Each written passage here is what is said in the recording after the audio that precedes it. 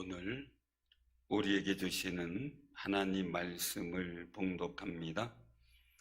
요한복음, 신약성경 요한복음 1장 9절에서 13절입니다. 요한복음 1장 9절에서 13절, 신약성경 142쪽입니다. 자, 봉독하겠습니다. 참빛 곧 세상에 와서 각 사람에게 비치는 빛이 있었나니 그가 세상에 계셨으며 세상은 그로 말미암아 지은 바 되었으되 세상이 그를 알지 못하였고 자기 땅에 오매 자기 백성이 영접하지 아니하였으나 영접하는 자 곧 그 이름을 믿는 자들에게는 하나님의 자녀가 되는 권세를 주셨으니 이는 혈통으로나 육정으로나 사람의 뜻으로 나지 아니하고 오직 하나님께로부터 난 자들이니라. 아멘. 샤론의 꽃, 예수님이 여러분들 마음에도 희망의 꽃으로, 생명의 꽃으로, 복된 꽃으로 피어나는 역사가 있길 바랍니다. 오늘 본문 9절에서 보면 참빛 곧 세상에 와서 각 사람에게 비추는 빛이 있었나니, 그렇게 말씀하고 있는 그런 모습을 보게 돼요. 사도 요한이 이 요한복음을 기록하면서 참빛이라는 그 단어를 사용했어요. 우리가 살아가는 세상에서 어떤 것이 진짜인지 가짜인 것인지 찾는 것이 쉽지가 않아요. 진품과 짝퉁 갖다 놓고 구별하려는데 못하겠더라고요. 진짜 힘들더라고요. 그런데 어떻게 이렇게 진짜와 가짜를 구별하는 모습이 우리 시대만 아니냐? 아니죠. 그 이전 시대에도, 예수님 당시에도, 이후에도 계속 있겠죠. 외국 사람들이 우리나라에 와서 여러 가지 그 용어들을 보면서, 식당 이름 보면서 많이 혼돈된대. 할머니 무슨 밥집 뭐 이런 거 있잖아요. 그래가지고 할머니 뼈 곰탕집인가 해가지고 이름도 있고 그런데 헷갈린다 그래요. 그런데 더 헷갈리는 것은 그냥 집이 식당이 있고 원조 식당이 있고 진짜 원조 식당이 있고 진짜 원조 식당이 있대. 헷갈리는 거죠. 예수님 당시에도, 그리고 이 요한복음을 기록하던 당시에도 가짜 진짜는 늘 사람이 살아가는데 늘 있었다는 거예요.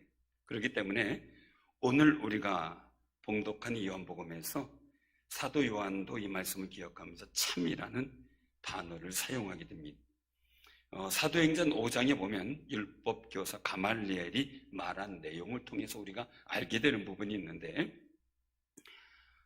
이전에 드다가 일어나 스스로 선전하며 사람이 약 400명이나 따르더니 그가 죽임을 당하며 따르던 모든 사람들이 흩어져 없어졌고, 그 후 호적할 때에 갈릴리의 유다가 일어나 백성을 깨어 따르게 하다가 그도 망한즉 따르던 모든 사람들이 흩어졌느니라. 이렇게 말씀했어요. 그 내용이죠. 예수님이 오시기 전에 이미 내가 메시아다라고 주장했던 사람들이 있었다는 내용이에요. 오늘날도 마찬가지고요. 앞으로도 그러겠죠. 온갖 이단들이 자신이 메시아라고 주장하는 사람들이 드러나고 일어나게 되는 상황이에요. 사도 요한이 요한복음을 기록할 당시에도 그런 가짜가 있었다는 사실도 반증하게 돼요. 그런데 중요한 것은요, 본문 말씀 속에서 이 참이라는 단어는 더 중요한 의미가 있다는 거예요. 참이라는 용어가 헬라어에는 두 가지 뜻이 있어요. 첫째는 알레데스라고 하는 단어예요. 진짜, 이상적인, 순수한 이런 의미가 쓰여진 단어예요. 그래서 그릇됨의 반대인 참, 이런 의미죠. 그릇된 것이 아니고 참된 것이다. 둘째는 알레디논이라고 하는 단어예요. 이 단어는 불완전의 상대적 개념이 완전, 이것을 가리키는 것을 말해요. 불완전한 게 아니라 완전하다, 이거죠. 그래서 본문 말씀 속에 나오는 이 참의 의미는 예수님은 어둡고 불완전한 이 세상을 완전하게 하는 참 빛임을 말씀하고 있는 겁니다. 그래서 이 빛을 받게 되면 우린 완전한 하나님의 사람이 되는 거죠. 그 참빛, 즉 이 세상을 완전하게 하는 빛이 세상에 비친 것, 그것이 바로 예수님께서 이 땅에 탄생하신 겁니다. 성경에서 이 세상이라는 단어는 또 몇 가지 의미가 있어요. 세 가지로 말씀드리면, 첫 번째는 피조물로서의 우주, 이 우주 전체를 바로 세상이라는 단어로 사용했고요. 그 다음에 둘째는 타락한 인류를 세상이라는 말로 표현을 했어요. 타락한 인류. 셋째는 하나님을 떠나 사단의 지배하에 있는 곳을 세상이라고 표현을 했어요. 그래서 성경에서는 주로 세상이라는 이 단어를 사용할 때 하나님을 떠나 사단의 지배하에 있는 곳과 사람을 의미하는 거예요. 따라서 세상은 5절에 나오는 어두움과 동일한 의미로 이해할 수가 있습니다. 본문 9절에 보면 참빛 곧 세상에 와서 각 사람에게 비치는 빛이 있었나니 라고 말씀하세요. 여기서요, 세상에 와서 라는 말씀은요, 빛이 되신 예수님께서 어두운 세상인 사단의 지배하에 있는 곳에 와서 육신을 오셔서 인류를 구원하시기 위하여 내려오셨다라는, 즉 성육신하셨다라는 의미를 갖고 있는 거예요. 성육신하신 것은 본문 14절에 말씀하죠. 우리 한번 14절 같이 한번 봉독합니다. 말씀이 육신이 되어 우리 가운데 거하심에 우리가 그의 영광을 보니 아버지의 독생자 영광이요 은혜와 진리가 충만하더라. 아멘. 육신으로 이 세상에 오셔서 죄와 사망 가운데서 지옥불을 향해 가고 있는 인간에게 진리의 빛을 비춰주시고 천국이 있음을 보여주셨다라는 겁니다. 사랑하는 성도님들, 성육신하신 예수님께서 강림하실 때 바로 성탄절, 그날을 준비하는 게 대림절 기간이에요. 우리가 이때 어떻게 우리는 마음의 준비를 하며 신앙생활을 할 것인가, 정말 주님 오실 때 나는 어떻게 마음을 준비할 것인가, 여기만이 아니죠. 주님께서 다시 재림하실 때 나는 나팔소리와 함께 호련히 들림받을 그때 나는 들림받아 주님 앞에 서야 되겠다는 각오와 다짐도 우리에게 있어야 하는 겁니다. 10절에서는요, 그가 세상에 계셨으며 세상은 그로 말미암아 지은 바 되어서, 즉 창조주다 이거죠. 세상이 그를 알지 못하였고, 세상을 다 지으신 분이에요. 하나님의 사랑으로 오신 분이에요. 그런데 세상이 알지 못해요. 오늘날 우리는 알고 있죠, 믿고 있죠. 그러나 우리 주변의 사람들, 세상들은 알지 못해서 답답해하고 아파하는 그 정말 우리 안타까움을 갖고 있어요. 안타까움. 예수님이 사단이 지배하는 세상에 계셨다는 것은 성육신하신 예수님의 생애를 말씀하는 건데요, 온갖 멸시와 고난을 당하고 십자가에서 죽으셨지만 다시 부활하셔서 생명의 빛을 우리에게 비춰주신 거룩한 은혜를 깨닫지 못한다는 게 안타까운 거죠. 그래서 인간들은요, 다른 방법대로 뭔가 절대자 하나님을 찾으려고 했어요. 자기들 마음대로 종교를 만들어 놓고 우상을 섬기죠. 그리고 또한 자기 기준에 따라 도덕을 정해놓고 이 도덕대로 살아야 선하게 살고 절대자를 만날 수 있다고도 생각돼 봤어요. 세상에서 공로를 많이 세우면 죄가 없어질 것으로 생각돼 봤어요. 그러나 다오산이죠. 하나님께로 이를 수가 없었던 거예요. 죄는 어느 때 없어지냐 이거죠. 판사가 무죄 선언했을 때 없어지는 거예요. 우리는 하나님께서 너를 용서하셨다 라고 했을 때 없어지는 거예요. 하나님께서는 예수님을 믿으면 죄를 용서받도록 길을 열어놓으셨어요. 그 길은 예수님께서 십자가의 죽음으로 그 보혈의 피로 열어놓으신 길이에요. 예수님이 열어놓으신 길을 가는 사람, 그 사람은 바로 예수님을 영접한 사람들이에요. 12절에 보면 그렇게 말씀하셔요. 우리 다 같이 한번 12절도 봉독합니다. 영접하는 자, 곧 그의 이름을 믿는 자들에게는 하나님의 자녀가 되는 권세를 주셨으니 아멘. 하나님과 우리가 죄 때문에 원수되었던 인간들이었는데 하나님의 자녀가 되는 길을 예수님을 통해서 열어주신 겁니다. 우리는 예수님 믿고 하나님의 자녀가 되었습니다. 그러니 세상에서 기죽지 마시기를 바랍니다. 하나님의 자녀된 담대함을 가져야 되겠죠. 돈이 있다 없다, 건강하다 건강하지 않다, 재능과 달란트가 많다 부족하다 때문에, 또 문제가 잘 해결되지 않는 것 때문에 기죽지 마시고 하나님의 자녀가 되었다는, 하나님의 거룩한 은총을 입은 사람이라는 담대한 용기가 여러분들 마음에 넘치기를 바랍니다. 우리 찬양대가 얼굴이 두 분이 잘 안 보이는데, 그래서 이걸 피아노 열개를 조금 낮춰놓은 건데 높여놓으니까 잘 알아서 보세요. 잘 알아서 보세요. 우리가 꼭 기억하셔야 돼요. 정말 우리는 있거나 없거나, 배웠거나 못 배웠거나, 잘생겼거나 못생겼거나, 저처럼 잘생긴 사람만 구원받는다면 문제가 되는 분들이 있겠죠. 좋아서 웃는 건지 비웃는 건지 몰라도 정말 똑같은 죄인이에요. 똑같은 죄인이고요. 성경은 모든 인간이 죄를 지었고 의인은 하나도 없다고 말씀하셨어요. 그러나 예수님을 영접하면 죄의 용서를 받아요. 하나님과의 관계가 원수에서 자녀로 바뀌어요. 얼마나 감사합니까? 그래서 우리들에게는 예수님이 희망인 거예요.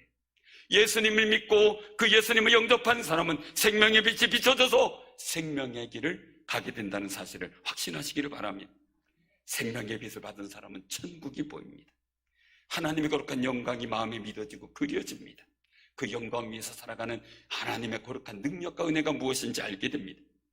마태복음 4장 15절에서 17절에 보면 말씀하는데, 스불론 땅과 납달리 땅과 요단강 저편 해변길과 이방의 갈릴리여, 흑암에 앉은 백성이 큰 빛을 보았고 사망의 땅과 그늘에 앉은 자들에게 빛이 비치었도다 하였느니라. 이때부터 예수께서 비로소 전파하여 이르시되 회개하라, 천국이 가까이 왔느니라 하시더라 라고 선포하셨어요. 사랑하는 성도님들, 스불론 땅, 납달리, 갈릴리 해변, 저주의 땅이, 어둠의 땅이, 사단이 지배하는 땅이에요. 예수님이 가서 있자 큰 빛이 비춰지는 역사 속에 제자들이 부름받고, 그리고 또한 그 속에서 세상의 복음으로 밝게 빛나는 역사가 나타났어요. 우리나라도 그런 땅이었죠. 전에 유교사변 때 유엔군에 있는 항모죠. 군함들이 들어왔을 때 부산 앞바다에서 딱 정밖에 밤에 들어왔대요. 그리고 부산 앞바다에서 부산을 올려다보면서 원더풀 그랬대요. 왜냐하면 빌딩이 그렇게 질비하게 있고요, 너무나 좀 아름다운 부산을 봤다는 거죠. 그리고 나서 하룻밤 자고 아침에 배에서 일어나서 부산을 보는데 웬걸 그 빌딩이 다 어디 갔는지 맨 판자만 보인 거예요. 산 중턱이 막 있으니까 그게 빛으로 보니까 그 빌딩처럼 보인 거래요. 희한한 10세기 구멍에서, 조그마한 구멍에 사람이 들락날락 하는 것들 보면서 정말 저게 집이냐라고 할 정도로 개탄했다고 하는데요. 그런 나라, 그런 땅에 우리가 복음으로 꽃 피우고 예수님께서 영접한 사람들이 늘어나자 이 땅이 복되게 되었다는 사실을 우리가 믿음으로 확신하시기를 바랍니다. 우리가 예수님을 영접했을 때 인생에 희망이 보였어요. 하면 된다, 할 수 있다, 잘 살 수 있다 고백하며 갑자기 말이 바뀌기 시작해요. 힘이 드는 어려운 상황에서도 걸어갈 힘이 생겨요. 하나님께서 복 주실 것에 대한 기대감으로 가슴이 뛰어요. 천국에 간다는 소망은 죽음에 대한 두려움을 이기게 만들었고요, 영생의 기쁨이 넘치게 했어요. 이런 은혜는 혈통으로나 육정으로나 사람의 뜻으로 되지 않았다라고 말씀하세요. 오직 하나님께로부터 난 자들이라는 거죠. 내 지혜와 지식, 나의 능력으로 선택해서 얻은 특혜가 아니라 오직 하나님의 은혜가 나를 택해줬다는 거예요. 우리가 구원받은 것은 오직 하나님의 은총으로 된 것이지 내 능력이, 재능이 내 공로가 아니라는 사실이죠. 그 하나님의 은혜를 아는 우리는 감사와 찬양을 하나님께 올려드리는 귀한 삶이 되시기를 바랍니다. 그래서 생명의 빛을 받은 사람은요, 천국에서 받을 상급을 생각하며 신앙생활을 해요. 하나님께 칭찬들을, 일들을 생각하면서 신앙생활을 해요. 생명의 빛을 영접한 사람은 세상의 사람들과 생각하는 것이나 행동하는 것이 달라요. 하나님 말씀에 근거 있기 때문이죠. 우리는 우리의 생각이 세상의 생각과 많이 다르다는 점을 알고 느끼게 될 때 당황하게 되죠. 당연한 거예요. 왜요? 세상이 교회를 비난해도 우리 하나님을 바라보죠. 사랑하는 성도님들, 우리는 하나님께 인정을 받아야 되기 때문에 하나님 말씀의 근거에서 살아가는 모습입니다. 우리가 꼭 기억하시길 바랍니다. 세상의 사람들은 생각하는 행동이나 자신이 만든 도덕과 그리고 공로에 집중하지만 우리는 하나님의 말씀에 근거를 합니다. 언젠가 이제 은퇴를 앞둔 어른 목사님이 저한테 그러더라고요. 목사님, 예, 그랬더니 세상이 많이 바뀌었네. 왜요? 그랬더니 글쎄, 내가 그동안 신앙생활하고 바라보던 그 세상, 살아가던 생각들이 있었는데 전에는 내 생각과 맞은 사람들이 너무나 많다고, 국민들에게 너무 많다고 느꼈는데 지금은 내 생각과 다른 사람들이 너무 많다고 느껴지는 세상이 돼버린 걸 느꼈다라고 얘기를 할 때 깜짝 놀랐습니다. 그렇구나라는 거죠. 사랑하는 성도님들, 세상에는 생명의 빛이 없어서 하나님은 예수님의 빛을 세상에 보내셨고 예수님은 생명의 길, 영생의 길을 열어주셨어요. 그래서 본문 11절에 말씀하셔요. 자기 땅에 오매 자기 백성이 영접치 아니하였으나 라고 말해요. 이 땅에 오셨는데 영접하지 않아요. 탄식해요. 어둠 속에 있던 사람들이 깨닫지 못해요. 세상에 살고 있는 하나님의 창조물인 우리가 창조주인 하나님이 임재하셨는데 알지 못하고 깨닫지 못해요. 지금도 예수를 외치지만 세상은 예수님을 알지도 못하고 하나님을 섬기지도 못하는 세상입니다. 오히려 비난하고 공격을 합니다.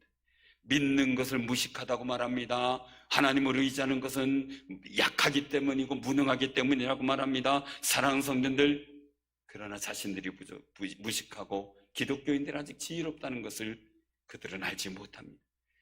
용기 있는 사람이 의지할 줄도 압니다. 용기 있는 사람이 사과할 줄도 알고요. 용기 있는 사람이 감사할 줄도 아는 거예요. 용기가 없으면 감사도 사과도 못해요. 사랑하는 성도님들, 용기 없으면 의지도 못해요. 사실요, 우리가 누가 알아주지 않으면 자존심이 상해요. 그러니 창조주 하나님께서는 피조물인 우리 인간이 창조주 하나님을 알아주지 않으니 얼마나 더 자존심이 상하겠어요. 여러분도 누가 이런 거 알아줘봐요 얼마나 기뻐요. 근데 몰라줘봐요 속상하잖아요. 집에 가서도 속이 상하잖아요. 더구나 독생하신 하나님 아들 예수님을 영접하지 않은, 십자가에 죽기까지 하나님의 사랑을 보였는데 영접하지 않는 미련한 인간들을 보면서 탄식하고 계실 하나님을 생각하면 가슴이 미어져야 됩니다. 가슴이 아픈 거죠. 그래도 하나님은 전대 미련한 것으로라도 깨닫게 하기 위해서 예수님을 영접하도록 우리를 통해 권유하게 만드시는 겁니다. 먼저 믿는 우리를 통해 예수님의 빛이 전달되기를 원하고 계시는 거죠. 그래서 그들도 희망 가운데 살기를 원하시는 겁니다. 흙수저됐다고 좌절하는 게 아니라 하나님께서 주실 거룩한 은총의 수저가 된다는 사실을 기억하고 믿음으로 살게 만들어가는 거죠.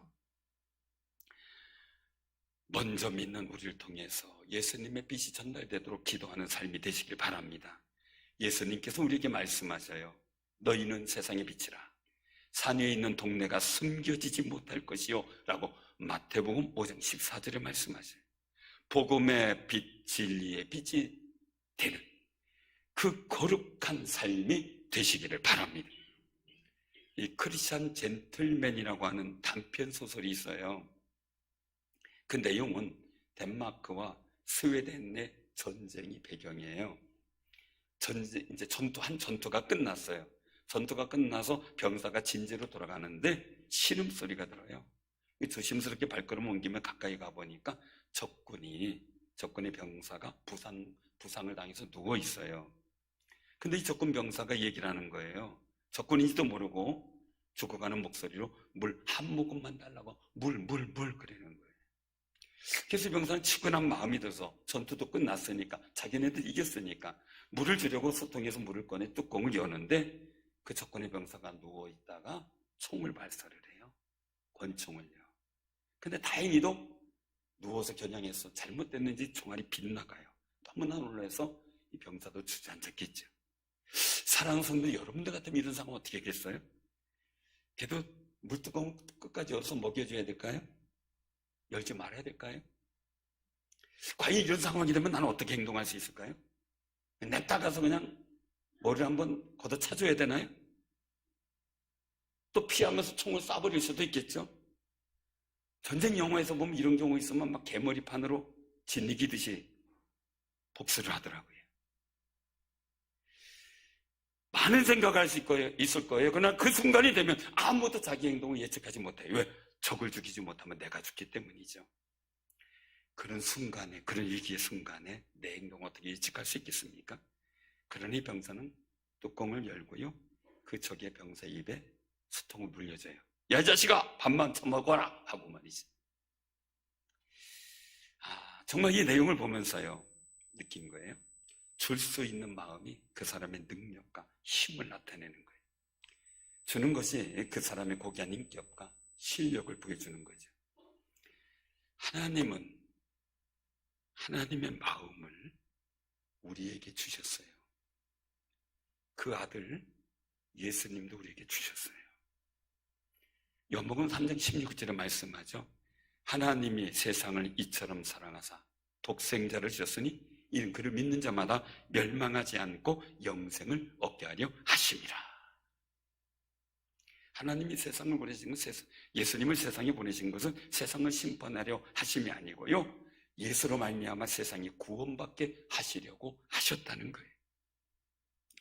사랑하는 성도님들, 무한하게 주시는 하나님의 사랑이 이 성탄절에 여러분에게 느껴지기를 바랍니다. 이 대림절 기간을 보내면서 여러분들 마음에 정말 감동 깊게 느껴져야만 합니다. 하나님은요, 사단이 장악한 죄와 사망의 세상을 구원하시려고 세상의 빛으로 외아들 예수님을 보내셨어요. 그런데 세상은 예수님과 하나님의 사랑의 마음을 모르고요, 영접하지도 않아요. 그래도 하나님은 세상을 사랑하셔서 구원받으라고 교회를 세우셨고, 교회 안에 우리 성도들을 통하여 세상에 빛이 되신 예수님이 전파되고 알고 깨닫기를 원하신다는 사실이죠. 하나님의 심정이 물을 주려던 자신을 쏜 적군에 대한 상황 같아요. 우리는 하나님 원망해 하나님께 막